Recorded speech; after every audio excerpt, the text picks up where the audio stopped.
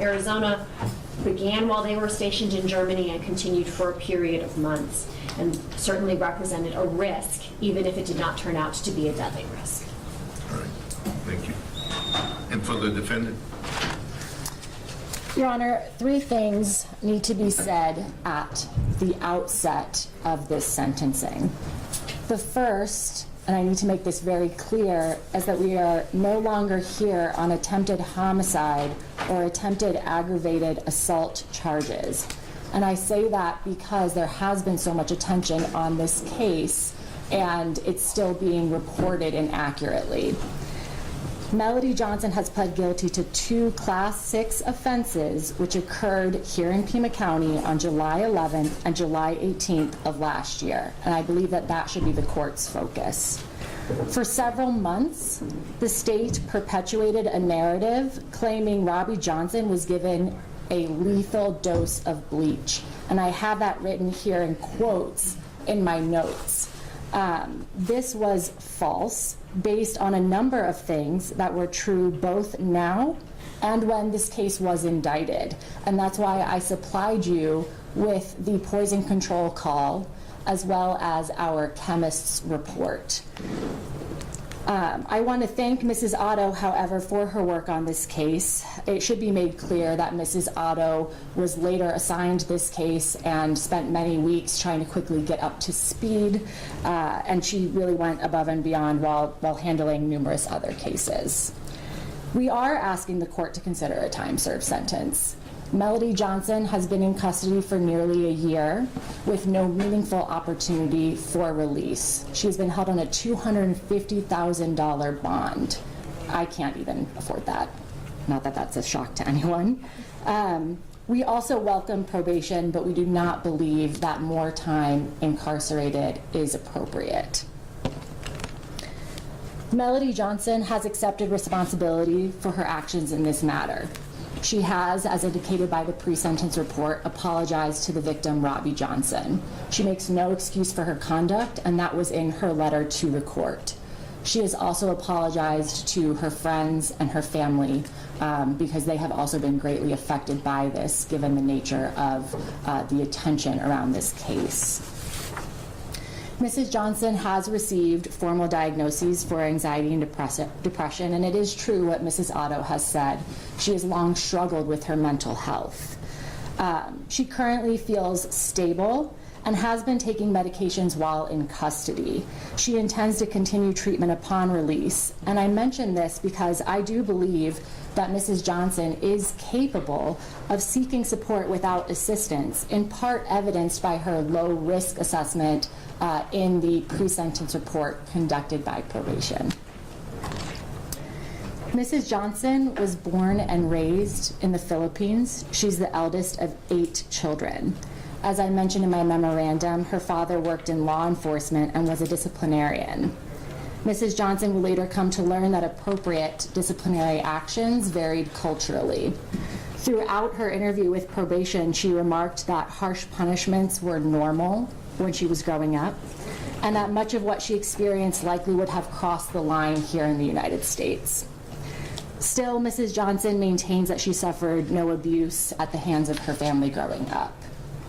She actually remains close with her family and is close with several family members. She speaks with her mother and sister daily. The two support her both emotionally and financially. Something that occurred while Mrs. Johnson was incarcerated is that her father passed away, and this was incredibly painful and difficult for Mrs. Johnson. Her father, given the nature of his work, was absent for much of her life. So for her to not be present for his funeral and those proceedings was really quite painful for her. She was a very anxious and fearful child. She has 2 children of her own, as you heard already. Nathaniel was mentioned. Stephanie is her other child. She cares for both of them very deeply. She would never harm them. Friends and family have described Mrs. Johnson as loving, sweet, compassionate, and hardworking. She's also a woman of faith. She's known to be dependable and family-oriented. The offenses before the court appeared completely out of character for those that knew her best. Mrs. Johnson does not abuse alcohol or drugs, but she does acknowledge her mental health problems and should be seen as amenable to treatment and an excellent candidate for rehabilitation. She's been proactive in understanding her mental health and has completed anger management programming, as you saw, as well as educational courses on courtroom etiquette and parenting while incarcerated. She has demonstrated a desire to better understand her circumstances and to learn from them. Mrs. Johnson has a stable residence if she is released with friends who will take her in. That has been verified. She's previously maintained steady employment and holds a college degree. She's studied banking and finance and has predominantly held positions in retail in her employment history. What I'm about to say next is not in any way to shift blame to the victim, but we do regularly talk about abuse as a mitigating factor. Mrs. Johnson experienced abuse in her marriage to Robbie Johnson. The two had been married for nearly 18 years. And it is worth repeating, as stated in her letter, that she makes no excuse for her actions before the court. The two shared loving and memorable years, and there were many years that their relationship was also toxic, as described by the victim. Mrs. Johnson regularly raised concerns over Mr. Johnson's drinking habits.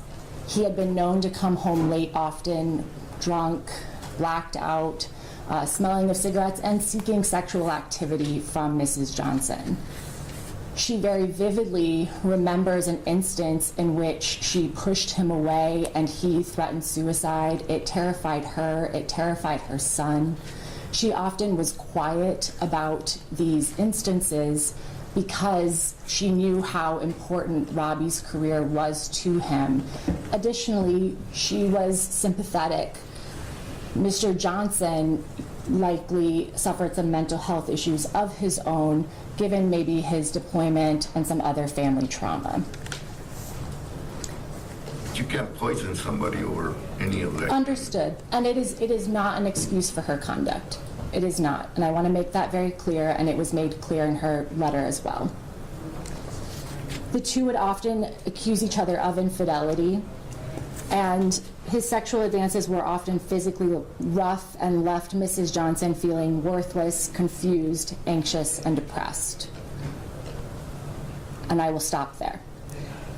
Mrs. Johnson is not violent, nor is she a future threat to Robbie Johnson. The events before the court are unusual in nature and atypical of Mrs. Johnson. They arose out of a marriage that was falling apart. They are separating. They're not going to be living together, and a divorce is pending. It is important to note that while Mrs. Johnson's actions, while illegal, unusual, could not have amounted to serious harm, and that is why I attached the reports in my memorandum to the court. Robbie Johnson reported experiencing no symptoms to police. And it is our position, and it remains our position, that the small amount of bleach used in the offenses would never have killed or seriously harmed Robbie Johnson. It could have made him sick.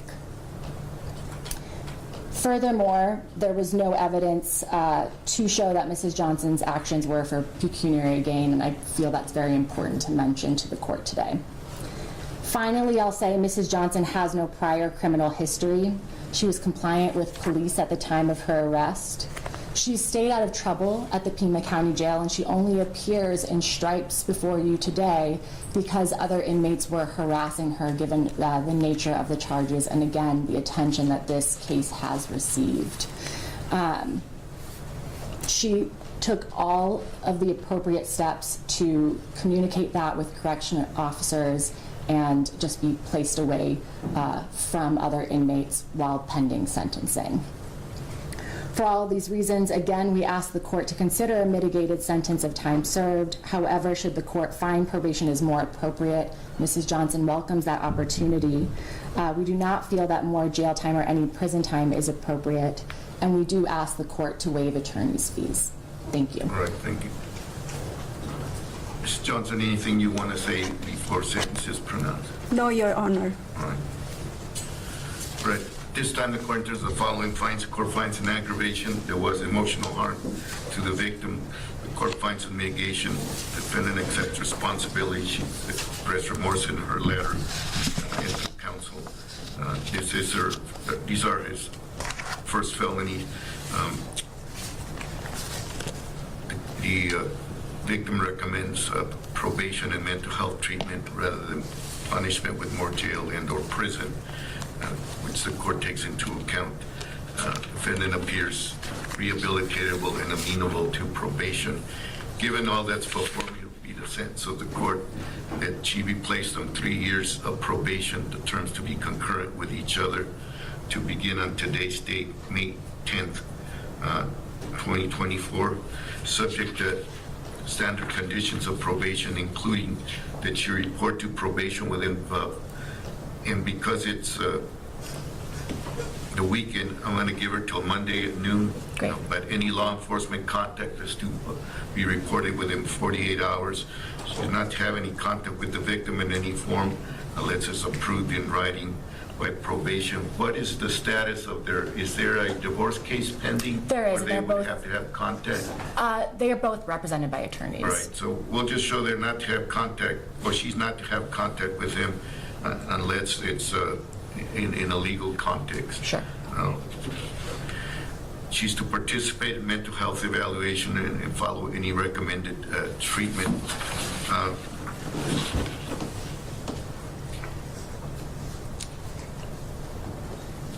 And just, the court will order that she not consume or possess any substance containing alcohol.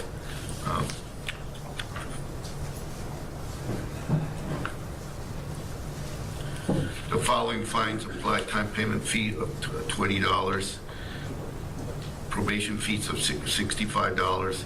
Court will reduce attorney's fees to $25, probation assessment of $20, a crime penalty assessment of $13, victim right enforcement assessment of $2, victim rights fund assessment of $9, and indigent administration assessment of $25.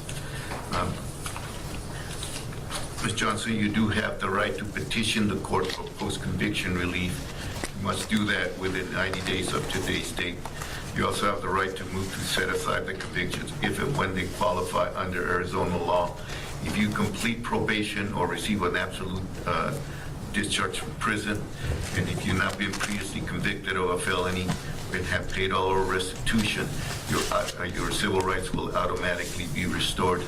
If you have been convicted of a felony in this or another state and have not paid all or restitution, you could still apply to have your civil rights restored. This does not apply to the restoration of the right to possess firearms if you're convicted of a serious or a dangerous offense. Pursuant to ARS Section 13911, you may be eligible to have this conviction and associated legal records in the case sealed. Defendants to be released on probation upon processing. Make sure that you notify probation as to where you're going to live and that you follow all the conditions of probation. Thank you, parties, are excused upon signing of the probation conditions. Thank you, Your Honor.